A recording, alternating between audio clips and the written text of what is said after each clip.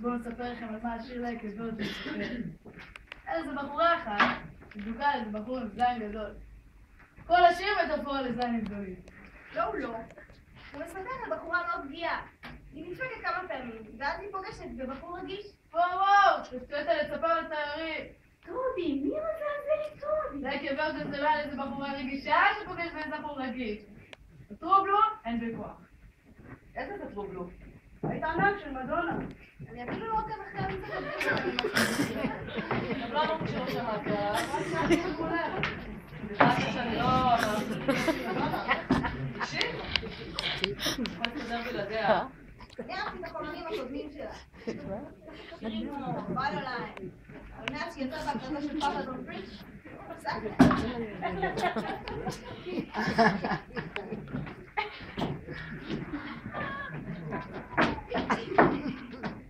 כוס שלי ריקה. אין זו מנועי, תקלקל, אני מיד אחזור. יאללה, זאת המחשבה. מה זה משהו? היא עשתה ילדה קטינה. מה היה שם המשפחה שלה? מה זה? זה ספר קטן שמצאתי במעיל שלא לבשתי הרבה זמן. כן. קיצור להיקבות שנמצא לי זה זונה אחת, שהיא ממש מכונת זיונים. עכשיו כשאני מתכוון מכונת זיונים, אני ממש מתכוון בוקר ערב צהריים. זין. כמה זין יש בזה? הרבה. ואז היא פוגשת בבן זונה, ג'ון הולמס, כזה, וואו, מוטי כזה, כמו צ'ארל ברונסון בבריכה גדולה. עכשיו הוא, ספר מן הרוע. עכשיו לה, יש פעילות מינית מוגברת. היא מרגישה משהו שהיא לא מרגישה הרבה זמן. כאב. טובי צ'ו. כואב, זה כואב לה. זה לא אמור, היא אמורה להיות תורגלת, אבל היא מהמניה כזה, זה כואב לה. כואב לה ממש כמו בפעם הראשונה. אז היא נזכרת. איך היה פעם להיות בתולה? מכאן השם, לייקה ורג'ן. בונק! אין לי את הסרן הזה. מה זה אתה חושב שאתה עושה, נמאס לי לשמוע את זה, ג'ו. אני אחזיר לך את זה כשנלך. זאת אומרת, כשנלך, תביא לי דף שעה. כבר רבע שעה שאתה מבלבל את המוח על שמות. טובי צ'ו, טובי וואנג, טובי צ'ו, פאקינג צ'רלי צ'ין. הזין הגדול של מדונה יוצא לי מהאוזן השמאלית, וטובי אני לא יודע מה מהימנית. תביא לי את הספר הזה. אז תשים אותו בכיס? אני אעשה בו מה שמתחשק לי. אז לצערי אני אשבור. לא, אתה רוצה שאני אירה בו? אם תירה בי בחלום, כדאי תקום מיד ותתנצל. טוב, אני אשלם על ארוחת בוקר, ואתם תטפלו בי. שכל אחד יזרוק דולר. ואתה, אני רוצה שאתה תחזיר את הספר כשאחזור. בואי! מצטער, הוא שלי עכשיו. שיניתי את דעתי. תראה בחרא הזה! יאללה חבר'ה, קדימה, לזרוק מזומנים.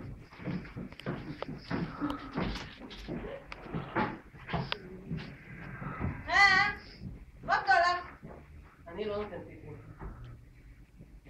אני לא נותן טיפים. אני לא מאמין בזה. אתה לא מאמין בטיפים. אתה יודע כמה הן מרוויחות? אני לא מרוויחה מספיק. יותר. אני אפילו לא מכיר אף יהודי שיש לו ביצים להגיד דבר כזה. אתה אף פעם לא משאיר טיפים? אני לא משאיר טיפים כי החברה מכתיבה לי את זה. אם הן באמת משקיעות, יש להם קצת יותר. אבל הטיפ האוטומטי הזה זה שמתרוממים. מבחינתי, הם רק עשו את העבודה שלהם. וואלה, הבחורה הזאת הייתה נחמדה. הייתה בסדר. לא משהו מיוחד. כן? מה זה מיוחד? ללכת אחורה למצוא אותך? וואלה, אני הייתי רוצה להזר מ-12% בשביל זה. הבחורות האלה לא אוהבות ללחם. הן מרוויחות שכר מינימום. אני עבדתי פעם שכר מינימום. בתקופה לי לא היה מספיק מזל לעבוד בעבודה שהחברה דורשת עליה טיפים. אכפת לך שהחיים שלהם תלויים בטיפים שאתה נותן?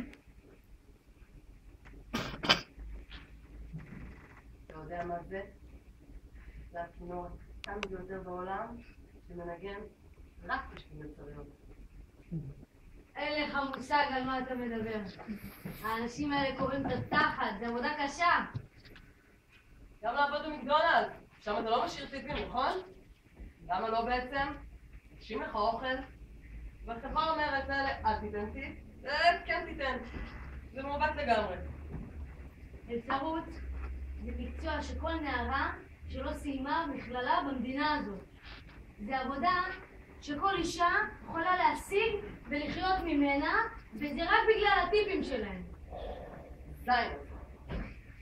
אני מאוד מצטער שהמשלה פחת נאמץ על הטיפים שלהם. זה מפגר, וזה לא אשמתי. מבחינתי, מלצרות זה עוד אחד מהמוני הקבוצות שהמשלה דופקת באופן קבוע. תראה לי עצומה שקוראת נגד מיסוי הטיפים, אני אחתום. אבל לא אשתתף. השטויות האלה, חסרות השכלה, אני רק אגיד, תלמדו להקליד. אבל אם אתם צפות שאני אעזור לכם, שכר דירה. פרק מופתע.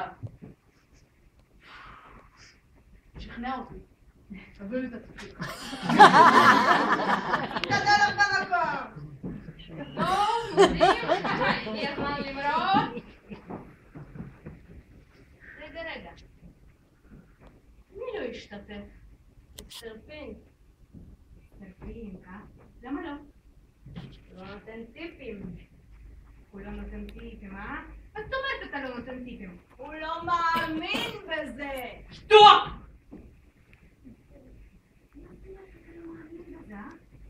יאללה, פתיחת קמצן, זרוק את הדולר הזה, אני שלמתי ארוחת בוקר שלך! היי, אתם שילמתם לי ארוחת הבוקר. אחרת? בחיים לא. לא מעניין אותנו מה היית עושה אחרת, רק זרוק את הדולר המזוין הזה כמו כל אחד אחר! תודה!